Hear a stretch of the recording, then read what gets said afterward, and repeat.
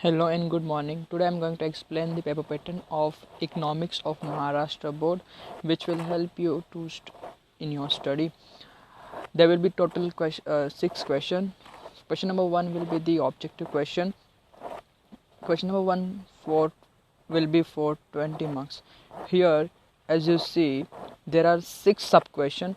Out of 6 sub question, any 4 will come.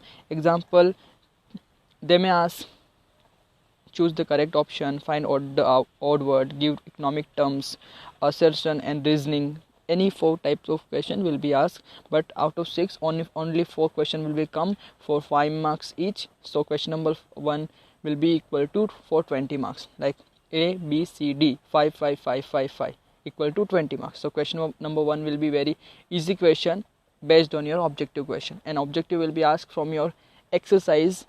Okay, you can read that. Question number 2 will be identify and explain the concept. आपको statement दिया होगा and you have to identify this concept from the given statement, and after identifying the concept you have to explain that concept in 2-3 lines. So that will be the question number 2A. Question number 2B will be distinguish between. There will be 5 distinguish between. Out of that you have to attempt only 3. In economics, while writing the distinguish between, you have to write only 3 points. It will enough. Okay, but first point will be your meaning.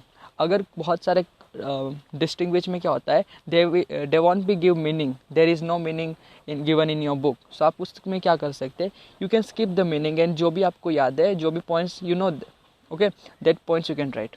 Okay, so 6 marks के लिए होगा.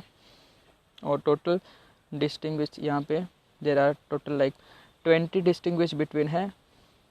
ये 20 कर लेंगे तो आपके लिए बहुत हो जाएगा, और इसमें से आप कुछ कट भी कर सकते हो, बट आई सजेस्ट कि आप सब कर ले, बिकॉज 3 लाइन्स करना है सब में. So it is very easy. Question number 3 will be answer the following questions. आपको यहाँ पे क्वेश्चंस पढ़ने हैं, मीन्स शॉर्ट आंसर जैसा. यहाँ पे टोटल आपको 5 क्वेश्चन पूछेंगे और उसमें से आपको सिर्फ 3 ही अटेम्प्ट करना है. आपको 5 के 5 नहीं लिखना. अगर आप 5 के 5 लिख रहे हो अच्छा है, बट इट विल मीन्स आपका टाइम जो होगा वो वेस्ट हो जाएगा, और आपको पूरा 80 मार्क्स का पेपर अटेंड करना है, और आपके पास 3 hours and 30 minutes है. ओके, बिकॉज इस बार कोरोना का टाइम है, इसलिए आपको 30 minutes एक्स्ट्रा मिलेगा while writing your paper. Okay, so this is question number 3. यहाँ पे मैंने क्वेश्चन नंबर 5 लिखा है, but it is question number 4. Question number 4 will be the based on agree और डिसएग्री. एग्री और डिसएग्री में आपको क्या लिखना है, पहले तो आपको स्टेटमेंट बराबर से रीड करना है, और बाद में आपको आंसर लिखना है कि आप वो स्टेटमेंट जो भी दिया है, do you agree with that statement or not. If you agree तभी भी आपको रीजनिंग देना है, if you don't agree with that statement तभी भी आपको रीजनिंग देना है. और यहाँ पे बहुत सारे एग्री और डिसएग्री के स्टेटमेंट आप देखेंगे, तो आप सोचेंगे कि they are not in our books और not our okay in exercise. So example like 5th disagree and agree, there are no exception of law of DMU. So ये आपको क्या लगता है, क्या आंसर आएगा? It will be the like I am agree with this statement और I am disagree with the statement. क्या आएगा? Okay, so that answer will be I am disagree with this statement, because आपको पता है कि diminishing marginal utility के बहुत सारे एक्सेप्शन है, तो आपको कोई भी क्वेश्चन से ना उसमें से कोई भी एग्री डिसएग्री बन के आ जाएगा. सो आपको थोड़ा याद रखना है कि ऐसे भी हो सकता है. अंडरस्टूड? बिकॉज प्रीवियस ईयर का क्वेश्चन पेपर आप उठा कर देख लो, you will find that this kind of questions. So okay, तो यही सब रिपीट है, सिर्फ आपके एक्सरसाइज के पीछे ही चैप्टर्स में है, तो उसमें से ही आएंगे, एक्स्ट्रा नहीं आएंगे, ऐसा नहीं है. एग्री और डिसएग्री के क्वेश्चन हाँ टाइम पे ऐसा हो सकता है. सो टोटल 16 एग्री डिसएग्री थे. Now question number 5 will be study the following and answer the following. आपको 3 क्वेश्चंस दिया रहेगा, आपको कोई भी 2 का आंसर देना है. यहाँ पे आपको answer question, short answer, short notes, answer in brief, detail ये नहीं पूछा जाएगा. यहाँ पे आपको पैसेज दिया जाएगा, पैसेज में से आपको आंसर ढूंढना रहेगा. सेकेंड, आपको कोई टेबल दिया रहेगा, टेबल में से कुछ फिलअप ढूंढना रहेगा, जैसे कि चैप्टर नंबर 3A और 3B में है, फिर 4th चैप्टर में भी है. फिर आपको कुछ फिगर दिया रहेगा, कोई डायग्राम दिया रहेगा, उसमें से आपको कुछ क्वेश्चन आंसर ढूंढना रहेगा, या तो आपको सम रहेगा। आपको पता है कि आपके जो चैप्टर्स है, in chapter number 6 there is a chapter name is index number. Index number में आपका सम्स है, नो लाइक मैथ्स, तो वो सम्स आपको पूछेंगे और it will B 100% sure that आपको एक टाइप का सम जरूर आएगा। ओके, सो आपको 3 ऐसे क्वेश्चंस रहेंगे और ये आपका एकदम एक्टिविटी जैसा क्वेश्चन रहेगा। इसमें आपको मीन्स लेंदी आंसर नहीं देना है। ओके, सो ये यहाँ पे आपको 3 पूछेंगे और आपको 2 अटेम्प्ट करना है for 8 marks. Question number 6 will be your last question, and here there are total 8 questions. ये 8 क्वेश्चन में से जो क्वेश्चन नंबर 1 है, explain the law of demand with exception and assumption, ये आपको श्योरली 100% आपके क्वेश्चन पेपर में दिखेगा ही, बट थोड़ा ही ये प्रॉब्लम क्या है कि आपको दोनों नहीं आएगा। प्रॉब्लम नहीं, अच्छी बात है कि आपको एक्सेप्शन नहीं आएगा या तो फिर अजम्पशन आएगा।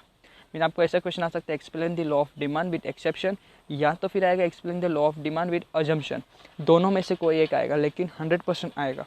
और बाकी के सेकेंड से लेके 8 तक में से कोई 2 क्वेश्चन आ जाएंगे। मीन्स इस बार ऐसा आ सकता है कि what is public finance, source of public finance. Okay, तो ये भी क्वेश्चन हो सकता है। फिर define public finance, reason for growth of public finance, तो ये भी कोई भी मीन्स कोई भी आ सकता है। ये आप कर लेंगे ना तो हो जाएगा। और आपका स्ट्रक्चर क्या रहेगा आंसर लिखने के लिए, पहला आपको इंट्रोडक्शन लिखना है, फिर मीनिंग लिखना है, फिर डेफिनेशन लिखना है, फिर बॉडी ऑफ द आंसर लिखना है और फिर कंक्लूजन लिखना है। और ये सभी पार्ट में से कोई पार्ट्स नहीं दिया है तो फिर आप वो पार्ट मीन्स स्किप कर सकते हैं। जैसे कि अभी लॉ ऑफ डिमांड हम लिखेंगे तो उसमें क्या है, पहले आप इंट्रोडक्शन लिखेंगे, फिर आपको स्टेटमेंट ऑफ द लॉ लिखना है, फिर आपको उसको एक्सप्लेन करना है, फिर आपको टेबल बनाना है, फिर टेबल को एक्सप्लेन करना है, फिर डायग्राम बनाना है, फिर डायग्राम एक्सप्लेन करना है, फिर अजम्पशन या तो फिर एक्सेप्शन। और अजम्पशन और एक्सेप्शन में आपका डायग्राम भी चेंज होगा। अजम्पशन लिखना है तो अजम्पशन का डायग्राम आएगा और टेबल आएगा, और एक्सेप्शन लिखना है तो एक्सेप्शन का डायग्राम और टेबल आएगा, उस हिसाब से चेंज होगा, तो वो अलग आंसर है। लेकिन अगर आप पब्लिक फाइनेंस, आपको क्वेश्चन नंबर 6 है what is public finance, source of public finance पूछा, तो आप कैसे लिखेंगे। यहाँ पे आपको पूछा है पब्लिक फाइनेंस क्या होता है, ऐसा ही पूछा है, लेकिन पहले आपको इंट्रोडक्शन देना है, फिर आपको मीनिंग लिखना है, फिर आपको डेफिनेशन भी लिखना है, फिर आपको बॉडी ऑफ द आंसर यानी कि सोर्सेज ऑफ पब्लिक फाइनेंस हमें कहाँ कहाँ से मिलता है, सोर्स क्या है उनके, और देन आपको कंक्लूजन लिखना है। अभी आपको पूछा है सिर्फ व्हाट इज़ पब्लिक फाइनेंस, तो आप सिर्फ वही मीनिंग लिख देंगे और नहीं लिखेंगे तो नहीं चलेगा, आपका मार्क्स कट जाएगा। So I hope you got all the things which I had explained you. Now thank you for watching my video, and I'll be uploading soon English का paper pattern with some tips, and आगे जाके English का मैं आपको grammar and writing skill और paragraph में से answer कैसे ढूंढेंगे, पोएम में से आंसर कैसे ढूंढेंगे, appreciation of the poem in easy way और हिस्ट्री ऑफ नॉवेल भी अपलोड करूँगा। Okay, so thank you.